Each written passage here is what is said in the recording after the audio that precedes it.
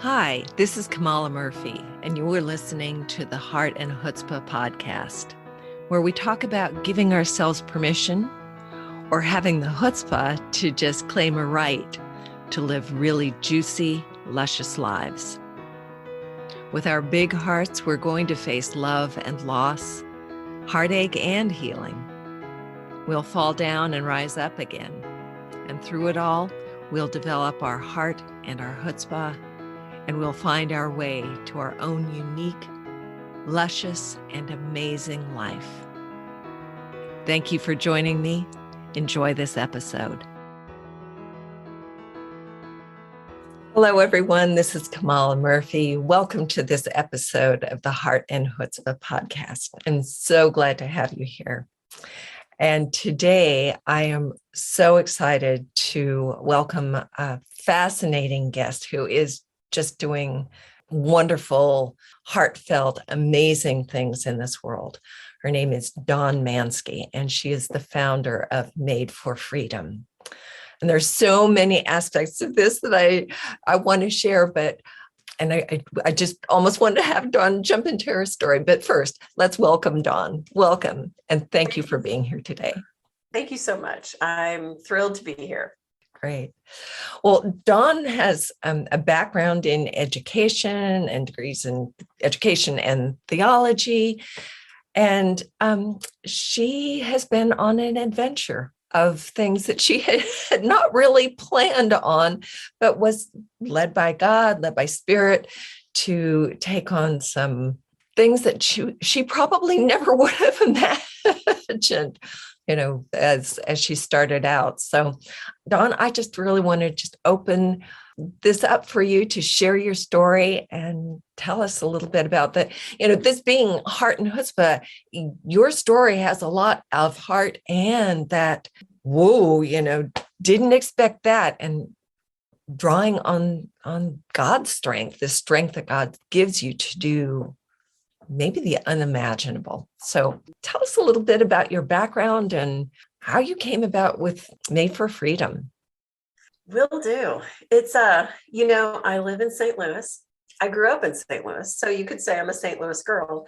One thing I think that is probably a little unusual is the fact that I lived in China for 10 years. Mm-hmm. So I left St. Louis for college. And while I was in college, I really felt, I felt God calling me to go to China, which seems really random. But if you think about 1989 and the Tiananmen Square massacre and the things that were going on in our world, I have always kind of had a passion to serve people and to love people well, and have been incredibly compassionate, I would say, and passionate.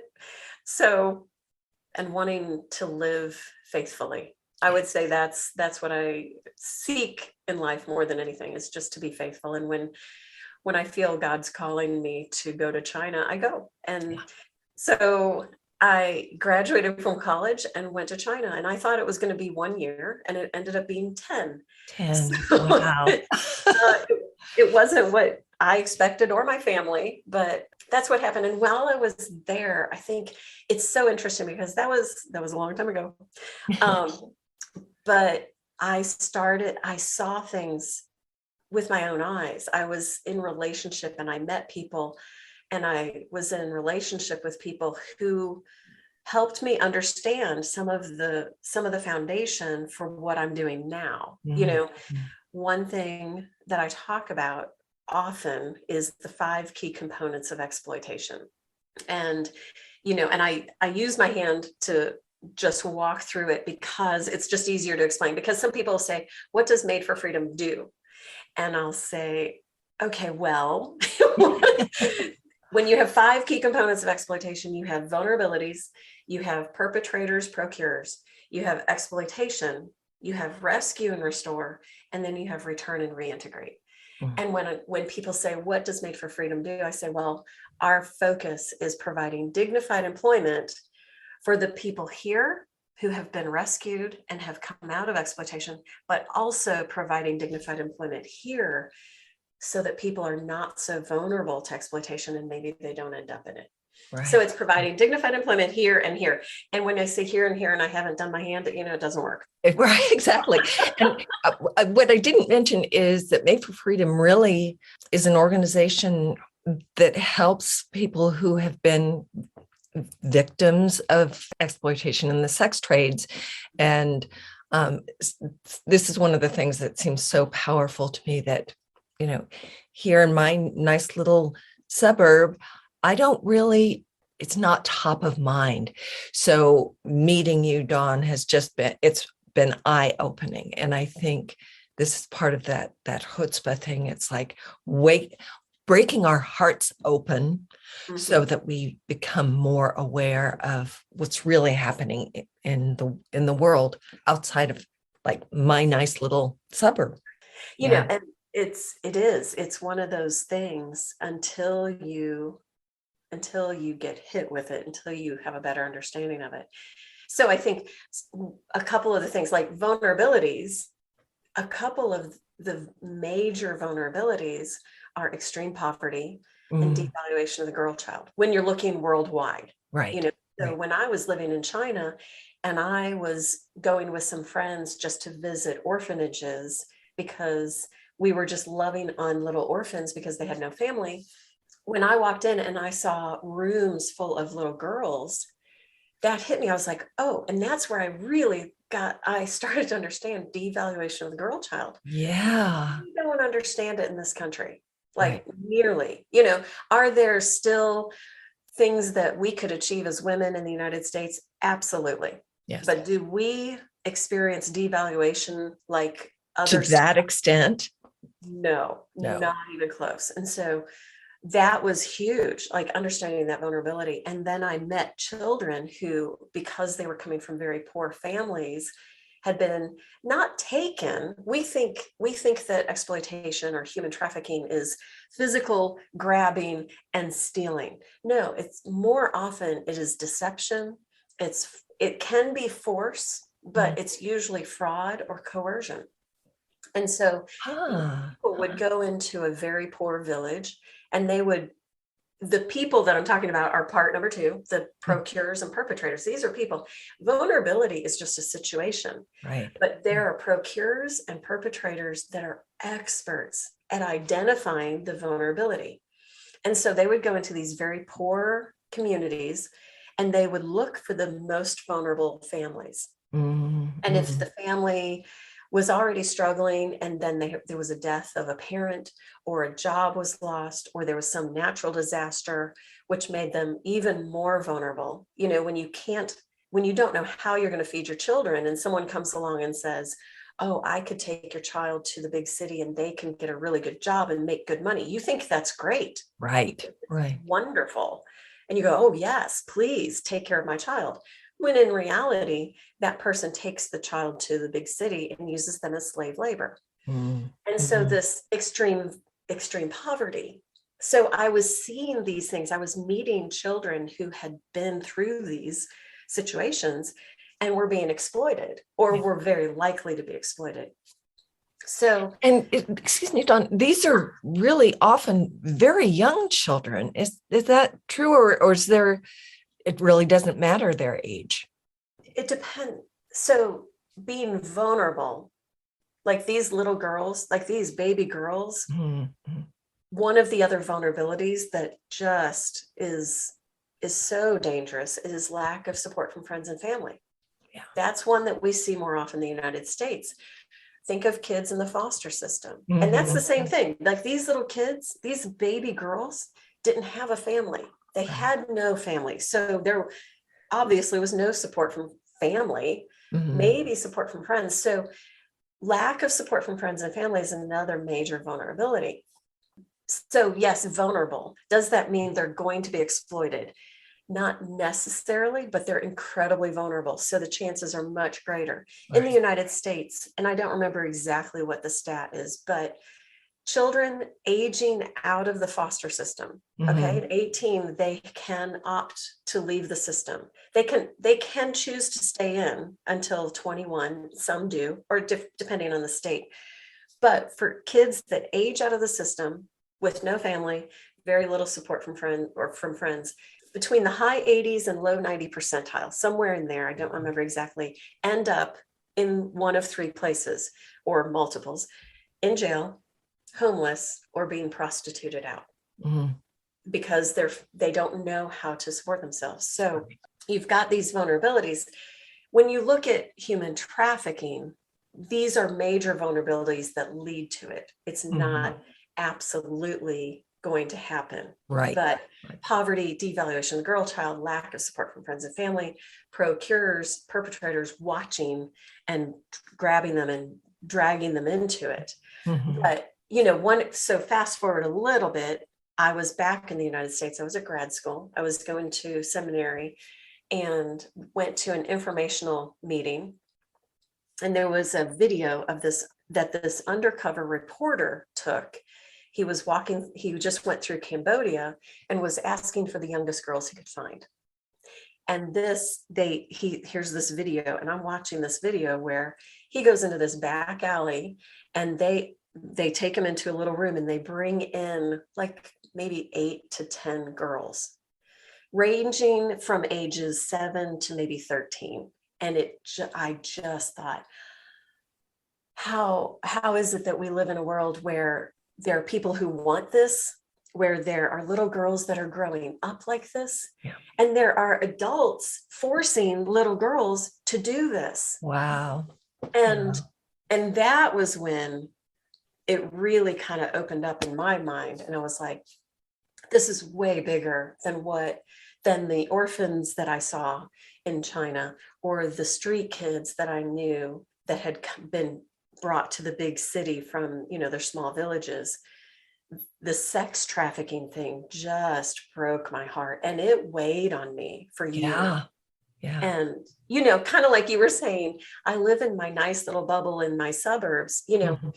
I was living in a nice little bubble in the suburbs. I was back in the United States. Everything was very comfortable, but I just kind of got hit with this thing, and I was like, what am I going to do?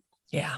And it went on for a few years. And I mean, I would be in conversations, and people would be talking about, oh, well, I'm going to get this plastic surgery thing, and I'm going to get this. And, oh, I don't have the newest smartphone.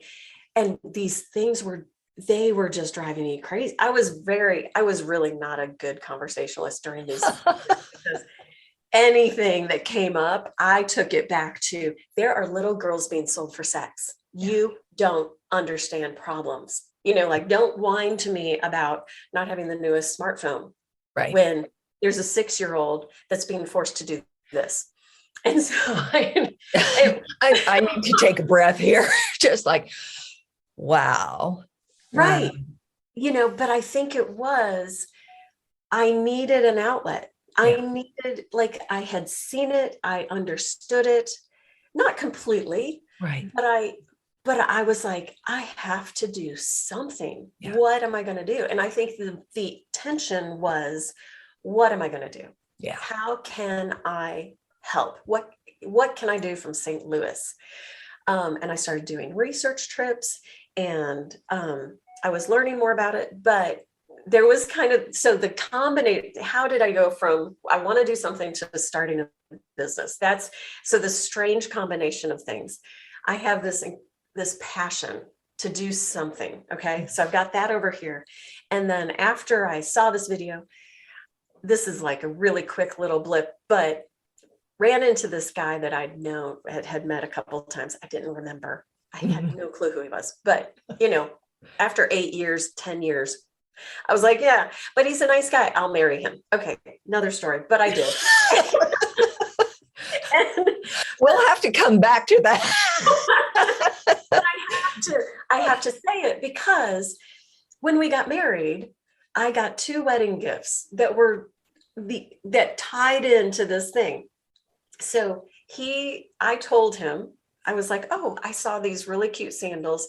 Amazing story about social enterprise, how you can combine business, you can provide jobs for people in desperate situations and change their lives. But it's a business. It's like business impacting lives, bring it together, social enterprise. Boom. I'm like, now that's the kind of business I could get behind. Yeah.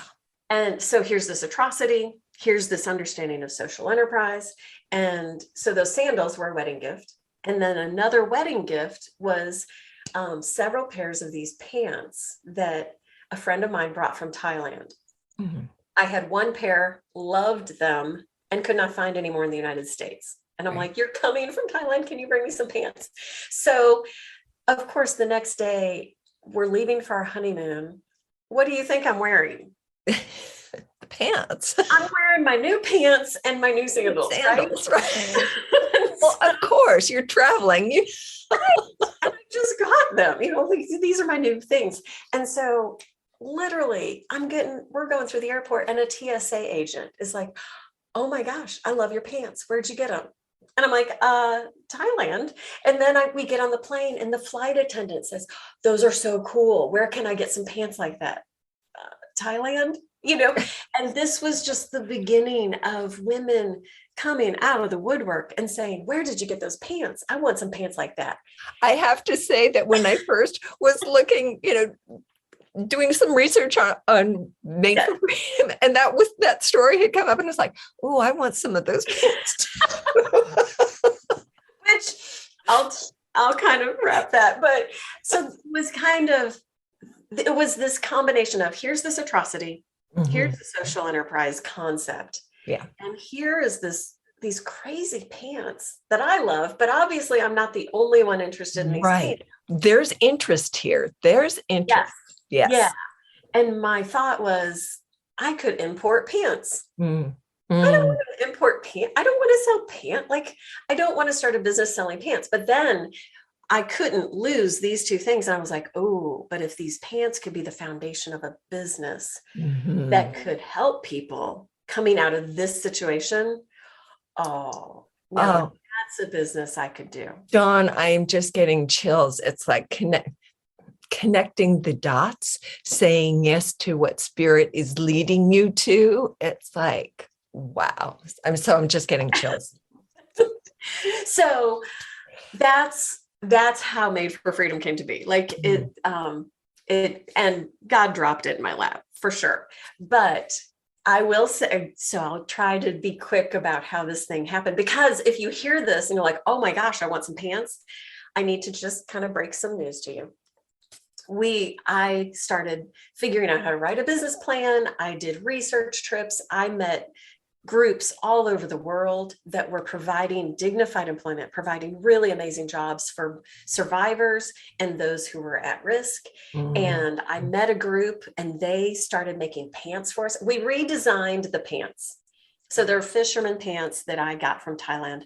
But I was like, oh, we need to change the pattern a little bit to appeal to a Western eye. So we changed the pattern. I thought, well, we should probably change the name. So not to mention the fact fisherman pants doesn't sound all that attractive. But I was like, it has to be a name that really represents who we are and what we do. And so we created this name, Kriya Belly, which is taken from creating a beautiful life. And so Kriya Belly pants became a thing, and we got several orders from this group, and this group in Thailand, which is interesting because that's where the pants came from originally. Yeah. And there's some severe issues with trafficking, sex trafficking in Thailand. So it was great. They were working with survivors and marginalized, and they were teaching them how to sew. They were making our pants. It was wonderful. And then after they made bags and they did several orders for us, I got an email from the director, and she said, our ladies are getting wonderful opportunities to further their careers and education, which is fabulous. I'm like, that's amazing. And and I was like, whoa. Yeah, that's what we're hoping for, right? And then she continued and said, and we're no longer sewing. So no more pants. But we've already connected with another group. We're going to get some more Kriya Belly pants. So it's okay. We'll get there. But, COVID kind of put a kibosh on things. A few things. Right. But anyway, what we did was because of these research trips, meeting all these other groups and introducing Kriya Belly pants to a market.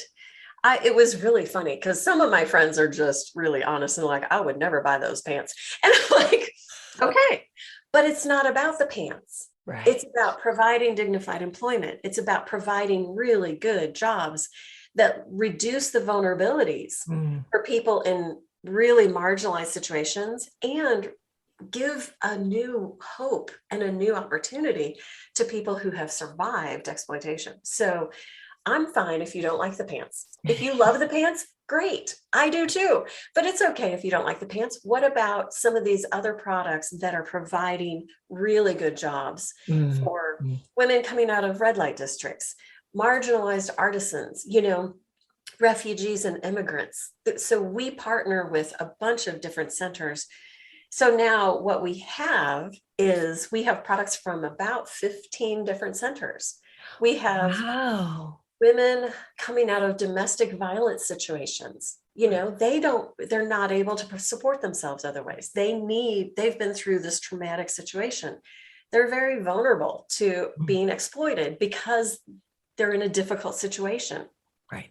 They're making our bath salts and our candles and our soaps. And they're in the United States. And refugees and immigrants, with all the stuff going on in Ukraine, with all of the refugees that have had to flee for their lives in our world the past several years. One of the ladies that works for one of the centers that does our sewing, she does they helped with sewing some of our onesies and our baby bibs and our tooth fairy pillows. And one of the things that she said was, I had to leave my home in fear of my life. My family members were being killed and I had to travel by foot for weeks. And I eventually ended up in the United States and I thought I'd made it. And then I found out employers there are a lot of employers that will exploit those who are not familiar with the language or the culture or the systems. And, even in the United States, providing a good job for those who are vulnerable. Right. Is so important. And so anyway, it's that I feel like I'm just talking. Sorry. No, it's fascinating to me because it's like, it is, I think that we don't often recognize, how vulnerable people are and how they can be exploited. And so just, here refugees coming and what are they going to do once they, not where they get here, but wherever they land, what are they going to do? They're unfamiliar. And there are people in the world who, oh boy, there's money in it for me, or whatever it is. But so I think it's fascinating. And you bringing the awareness, and then, you start thinking, what can I do about this? What are the things that they're going to help me help, or help? Yeah. So, and I think that is one thing that's one thing that I've learned. I'm incredibly passionate about this. And I just thought, okay, if we sell these products, then every time we sell something, that helps create more jobs. We really are just trying, we're partnering with these groups, trying to get them to a larger audience so they can create more jobs. It all goes back to creating more dignified employment as a solid foundation for financial independence, for therapy, for counseling, for training, for life skills. So it's more than just selling stuff. And so I'm obviously very passionate about educating people as well. Yes. And I've been at events and they've said, okay, we have a conference, we're going to talk about human trafficking, but we're not selling anything. So you cannot sell anything. And I don't do those anymore because I have had people get mad at me, because they learn about it. And then I started to understand, I'm like, no, I remember where I was when I learned about it and I couldn't do anything. Like I didn't know what to do. And so that's really become a part of what we do at Made for Freedom is help people. Okay, here's how you can do something. Yes. I've had people come to me and say, oh, you fight human trafficking. I want to go on a raid. And I'm like, okay, that's not what we do. Right. And please don't, because you probably don't understand what these women have been through. Like going and grabbing somebody and pulling them out of what they're comfortable in, whether it's good or bad, Right. it's traumatic. Yeah. And I think that's a key too. It's that they've become accustomed to this, and this is what they, this is their survival, This is what they know. This is what they know. this is what they know as life. And so Yeah. I've had people do that. And I'm like, okay, here's some things that are a little more practical that would be Mhm. good. Like, Yeah. don't be afraid. but learn, like, get a better understanding of what a couple things. Like, we have a PDF that we offer on our website.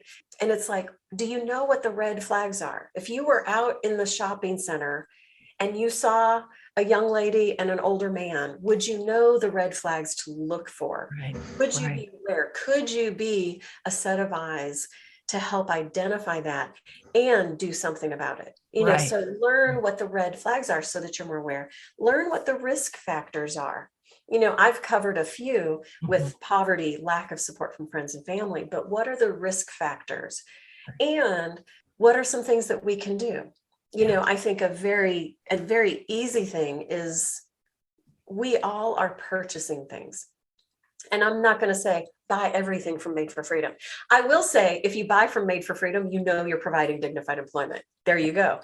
But there are times in our society, we've gotten much more accustomed to that give back model. But can I go on a little soapbox, right? Please do. I mean, the number of people who say, how much do you give back? Okay. And it's a give back model. And as much as those can be good, sometimes they're not. So for example, I did this. So I get this magazine and it's all everywhere. It's promoting money from these purchases is going to research to fight breast cancer. And this was brought into the workplace by a friend of mine who lost her daughter to breast cancer. Her daughter was a friend of mine. Do I want to see breast cancer come to an end? Absolutely.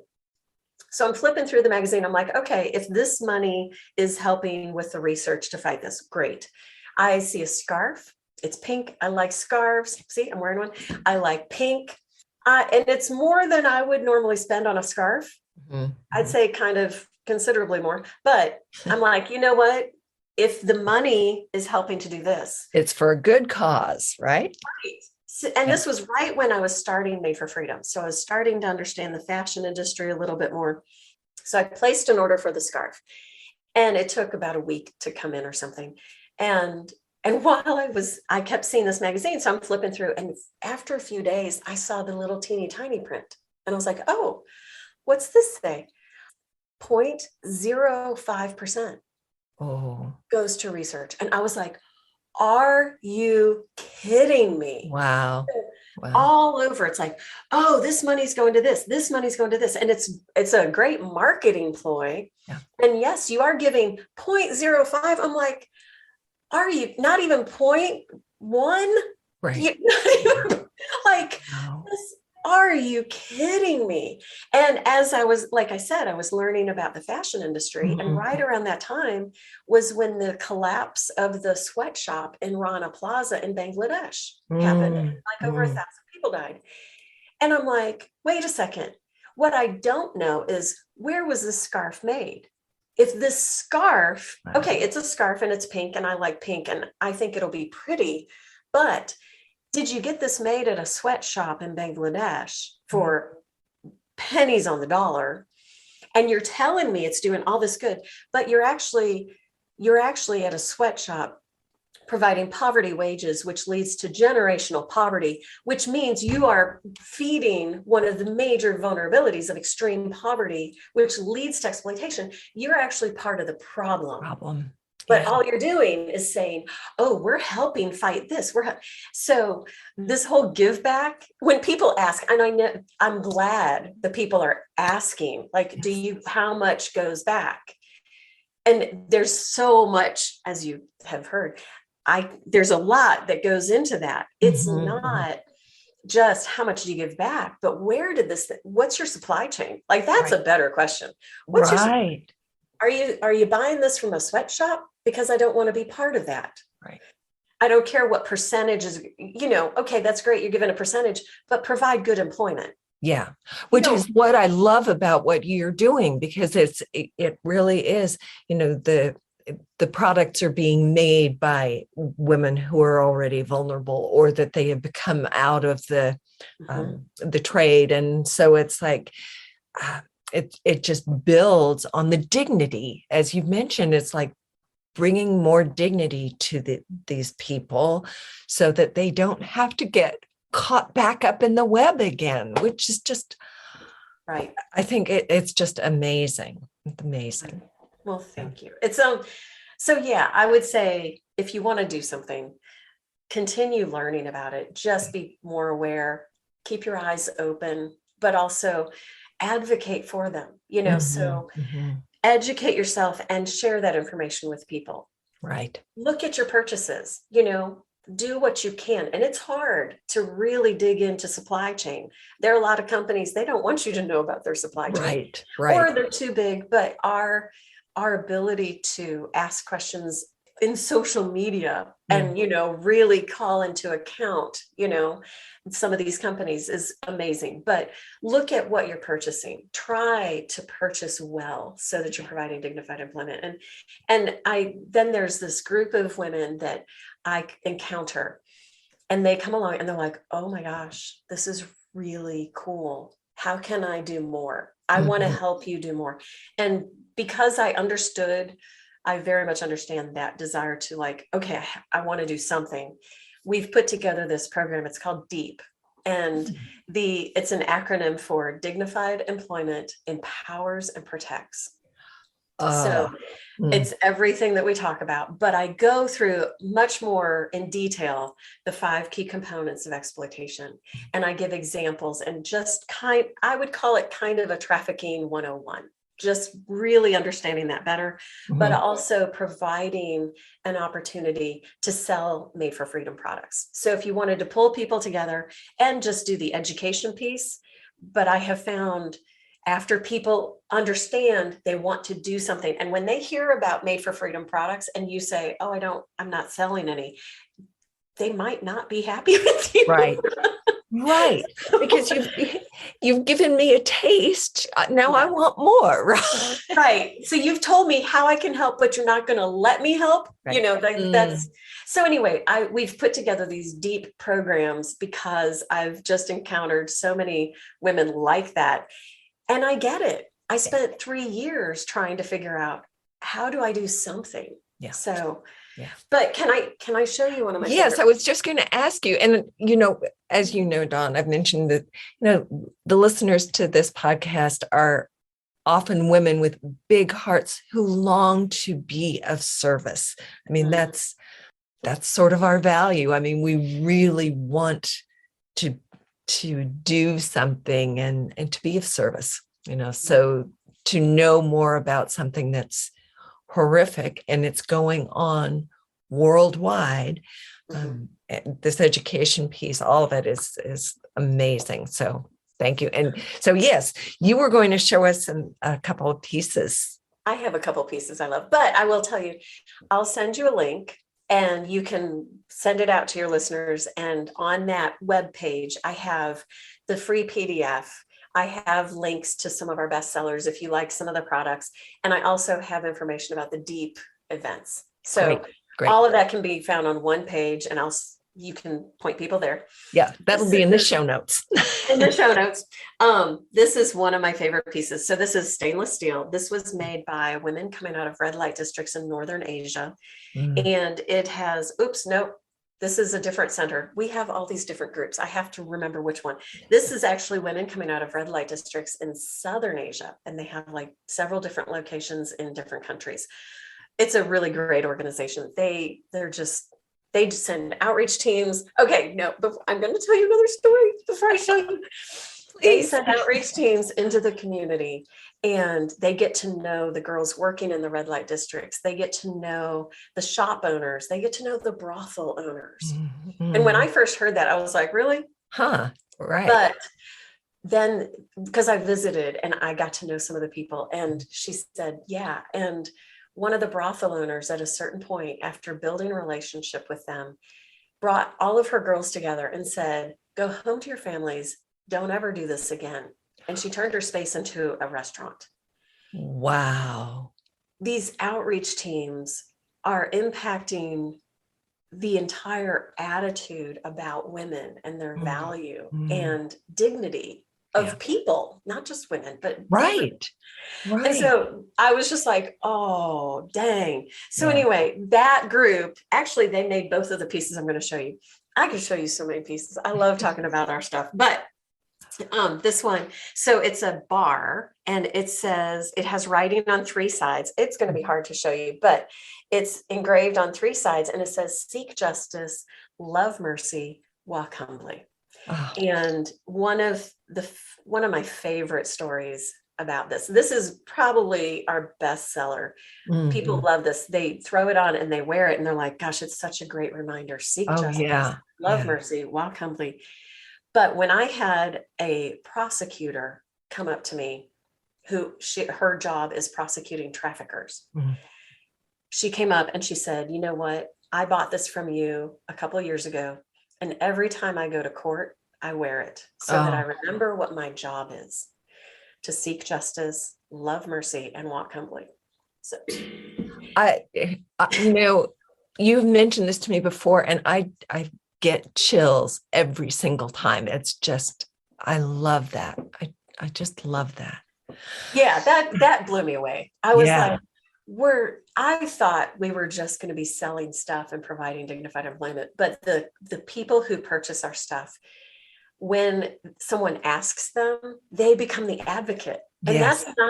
that wasn't part of what I thought was going to happen. Yeah. But women go and they're like, oh my gosh, I had so many compliments on this. And I say, let me tell you about my scarf. Let Yeah. me tell you about my purse. Let me tell you about, because someone will say, oh, I like your purse. Let me tell you who Yes. made this purse. And, so women get so excited because they become the advocate because of a piece from Made for Freedom. Yeah. And it feels like, and I'm doing something because I'm spreading the word, Yes. Yeah. Yeah. Providing dignified employment and advocating, it's great. So here's another one. And this, you'll understand better when I say this because of just some of the stories that I've told you. But so this is a piece. It's actually two pieces. It's a magnet. It looks like it's magnetic, but it's not. It's just weighted really well. But it's two pieces, silver and black, and it has a little star cut out. We have a gold version that has gold and black with a heart cut out. But that middle piece that's gone, that has been cut out of the middle of the circle, the heart and the star, those get made into another necklace. Those necklaces are given to girls. The outreach teams go into red light districts and give those necklaces to girls still working in red light districts and tell them, we don't want anything from you, but we want you to know that you're valuable. And someone wearing the other part of this is standing for your freedom. So, you've got women that are being provided jobs by making these necklaces. You've got the inside piece of this necklace going out to women still in exploitation and learning that they're valuable and receiving a free gift. They're not accustomed to receiving something without being expected to give something in return. Yes. Right. And as you had said, part of the vulnerability is not having friends, family support, and to know that someone is wearing the other part of this necklace, is supporting me, is a stand for me. And so it's just win, win, win. Right. And then every time you wear it and someone says, oh, I like your necklace, you can say, let me tell you about this necklace. Let me tell you what this necklace represents. So it's and then to hear that there are ladies that come back wearing the necklace and say, I remember what you said. and Oh, building that relationship so that they're not being yanked out and being caused trauma, but they're thinking, they're like, I'm valuable. yeah. A There's someone, seed is being planted, yes, which I love. someone is standing for my freedom, Yeah. like just kind of soaking in some of those truths that I love they it. may not have understood. Yeah. Yeah. Wow. I just love this. And I can't wait to have all of the info in the show notes so people can check out Made for Freedom and Deep and just become more aware, as I have just in getting to know you, Dawn. So I'm really, really grateful. So thank you. And thank you for being my guest today. It's been just wonderful talking with you, having this beautiful connection and learning so much. Yeah. Well, There is something that often with the interviews, the last question I will ask is, and this may be a moot thing for you, but if you could whisper in the ear of a younger version of yourself, what would you whisper to yourself? be faithful Mm, and follow after Jesus, yeah. no matter what. Mm, And yeah. yeah. And it feels to me like, that's why it was like kind of a moot point, because I think you had that. And I would leave out some of the difficult things that I've experienced because of that, but Yeah. God is faithful and continues to show himself in providing in ways I don't anticipate, and walking into a business and not having a clue. Yeah. I'm just like, you want me to what? Yeah. Like, you do know who you're talking to, right? Right. I have 2 degrees in education and 1 in theology. I don't have what it takes to run a business, In business. but he has been faithful. Just to yesterday showed himself as so faithful in providing. And I was like, okay, God, I never know how you're going to take care of these things. Mm. I just have to be faithful and follow wholeheartedly after you. And he just continues to show himself in amazing ways. That's beautiful. Really beautiful. Well, thank you so much, Dawn, for spending this time with me and sharing with me about your work and our listeners. And listeners, thank you for joining us today. So until next time, bye for now. And thank you so much. Many blessings. So there you have it, a little heart and chutzpah for the day. Today, give yourself a little permission to be both big-hearted and a little feisty, just like you were created to be.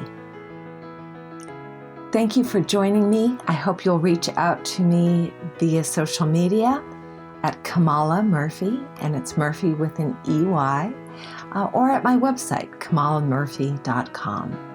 Again, thank you for joining me. Many blessings until next time. Bye for now.